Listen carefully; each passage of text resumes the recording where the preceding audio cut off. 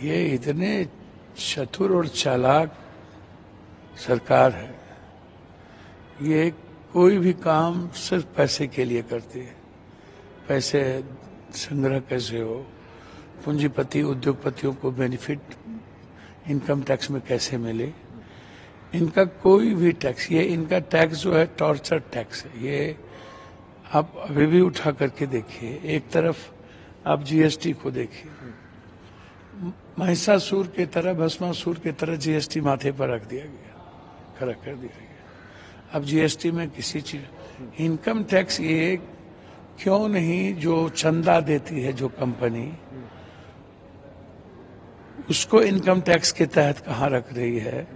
जितने बड़े बड़े धर्म पीठ हैं, जितने बाबा हैं, जितने लोग सिर्फ इस कंट्री को मतलब धोखा दे करके आवाज कर रहा है कि मैं इस क्लोजर के तहत हम काम कर रहे हैं खाना खिलाने का या हम कुछ बांटने का, एक दिन खाना खिला के, और आप सारे टैक्सेस को, इस देश के टैक्सेस को सबसे ज्यादा चोरी टैक्सेस में तो बाबा, सीएसआर, एनजीओ, आप देखते चलिए, जो पार्टियों को चंदा देती है, इस पर कोई कठोर टैक्सेस या कोई बड़ा प्रावधान क्यों नहीं हो पाता है। तो ये जो 4-5 चीजें हैं, जो अरबों खरबों की संपत्ति इस कंट्री में, एक तरफ आप 196 लाख करोड़ रुपया आप विदेशी कर्ज लिए हुए हैं, और दूसरी तरफ हमारे ही देश में इतने सोना चांदी पैसे, लगभग 300 लाख करोड़ रुपया से ज्यादा मठ धर्म जगहों पर है। तो आप उसको, उसका प्रावधान नहीं करते हैं, आप बाबाओं का प्रावधान नहीं करते हैं, आप सीएसआर फंड का प्रावधान नहीं करते, आप एनजीओ जो लूट रहा है उसमें कोई प्रावधान नहीं है। अच्छा, उद्योगपति को आप रिलैक्सेशन पर रिलैक्सेशन देते जा रहे हैं। भैया, मेरा रिक्वेस्ट इस बात को लेके है कि स्टेट में जो आप विशेष राज्य विशेष पैकेज नहीं दे रहे हो, तो वहां आप टैक्सेस को बहुत कम करो, ताकि लोग हर कीमत पर मिडिल, छोटे छोटे फैक्ट्री, लघु उद्योग, कुटीर उद्योग जाके, जैसे बिहार में आप टैक्सेस को फ्री से, जम्मू कश्मीर में आपने टैक्सेस को कम किया है, या एक अच्छा रास्ता दिया है कि आप आइए, हम आप पर टैक्स नहीं लगाएंगे। तो हम चाहेंगे कि बिहार, झारखंड, ऐसे जगह पर टैक्स को बहुत कम किया जाए, ताकि जो आम आदमी से जुड़ा हुआ है। अच्छा, दूसरी चीज, किसान पर टैक्स के चीजों पर इसको, और एजुकेशन, हेल्थ, ये 3 चीज पर टैक्स को, इसको सरल बनाने की जरूरत है। सबसे पहला है हेल्थ। हेल्थ हर आदमी की जरूरत है। अल्ट्रासाउंड, सीटी स्कैन, एमआरआई, आप इन सब चीजों को आप देखिए, दवाई, आप इसको आप इतना ज्यादा करेंगे तो टैक्स का आप स्थिति देखिए। दूसरी तरफ आप एजुकेशन की किताब, कॉपी, पेंसिल से लेकर के सब चीज पर आप टैक्स करेंगे तो एजुकेशन तो महंगा होता जाएगा।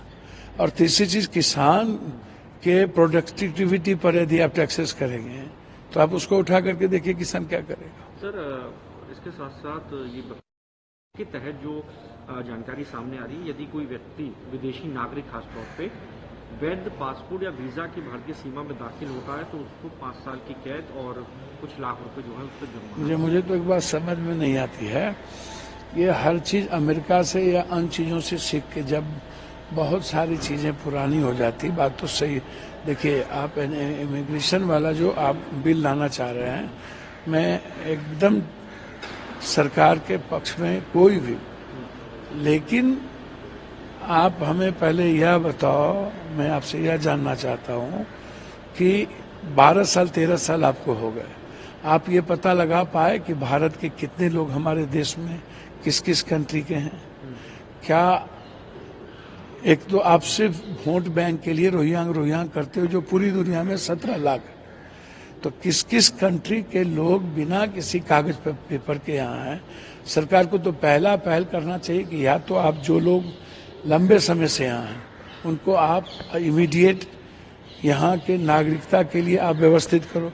अब जो आप दूसरे कंट्री को कह रहे हो इमिग्रेशन करके हम कोई भी चीज करेंगे तो 5 साल, तो कठोर तो होना ही चाहिए। इसमें कोई बहस नहीं है।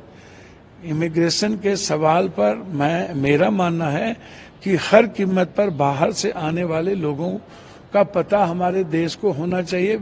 कोई भी हमारी कंट्री में प्रवेश कर जाए, लेकिन जैसे हम नेपाल जाते हैं, नेपाल के साथ इनका क्या प्रावधान होगा ये बताए ना। और भी कंट्री के साथ इनका इमिग्रेशन का नहीं है। जैसे कुछ कंट्री है जिससे कि हम बस जाते हैं आते हैं। अच्छा, हमारे कंट्री के जो हर साल मुझको लगता है 8 लाख 10 लाख 12 लाख लोग यहाँ से बाहर जा रहे हैं, तो उस पर आप क्या कर रहे हैं? एकदम बिल्कुल चला जा रहा है। आप उठा करके देखिए, यहाँ कोई रहना नहीं पसंद करता है।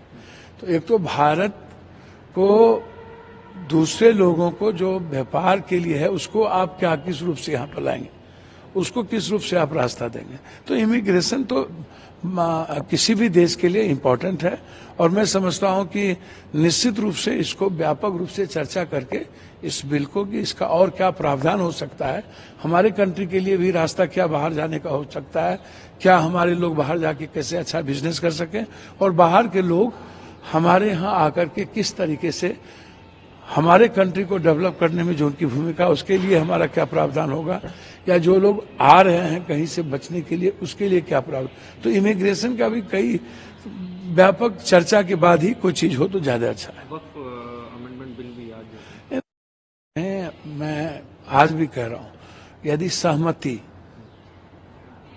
तो कोई दिक्कत नहीं है। यदि आप किसी भी बिल को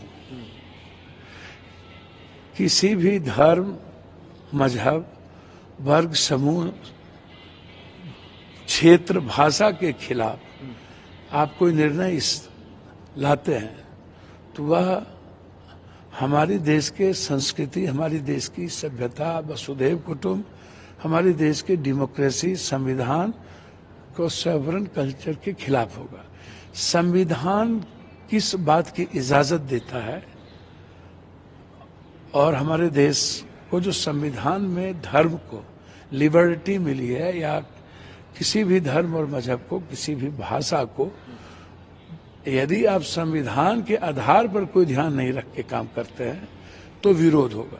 यदि संविधान युक्त बिल आप कोई भी लाते हैं और देश हित की बात होगी, तो उसमें निश्चित रूप से सपोर्ट के अलावा दूसरी बात तो होनी ही नहीं चाहिए। तो मैं समझता हूं कि यह जो बिल लाए जा रहे हैं ये बहुत जल्दीबाजी, इस पर बहुत व्यापक चर्चा होने की जरूरत थी। अब ये तो तय अभी जो 9:30 बजे बैठक होगी तो उसमें होगा कि क्या विरोध करना है या सपोर्ट करना है। सारी पार्टी के लोग थे, तो उसको किस रूप में ये ला रहे हैं वो तो देखा जाए। प्रभातखबर.com, विश्वास वही, रफ्तार नहीं।